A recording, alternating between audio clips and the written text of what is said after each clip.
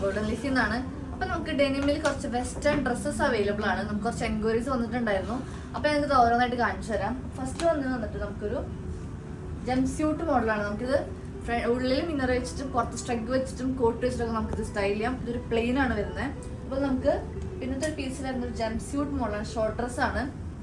ഇതാണ് നമ്മുടെ second one വന്നിട്ടും ഫ്രണ്ടിൽ 2 പോക്കറ്റും താഴെ 2 പോക്കറ്റ് നമ്മൾ കൊടുത്തിട്ടുണ്ട്. അപ്പോൾ ഇതാണ് നെക്സ്റ്റ് ഡ്രസ് വന്നിട്ട്. ഇത് വിത്ത് ടീഷർട്ടാണ് വരുന്നത്. നമുക്കപ്പോൾ ഇത് ഇങ്ങനത്തെ നമുക്ക് സ്റ്റൈൽ ചെയ്യാം. പാൻസ് ജീൻസ് സ്റ്റൈലുകൾക്ക് അങ്ങനെയും ചെയ്യാം. അപ്പോൾ ഇതിൻ്റെ ഫ്രണ്ടിൽ നമ്മളൊരു പോക്കറ്റ് 3 പോക്കറ്റ് കൊടുത്തിട്ടുണ്ട്. ബാക്കിൽ നമ്മൾ പോക്കറ്റ്സ് കൊടുത്തിട്ടുണ്ട്. അപ്പോൾ നമുക്കൊരു ഓപ്ഷൻ കൂടി വരുന്നത് ഡെനിമിലൊരു റെഡ് ഡീറ്റെയിലിംഗ് കൊടുത്തിട്ടുള്ള ഒരു ഷോർട്ട് ഡ്രസ്സാണ്.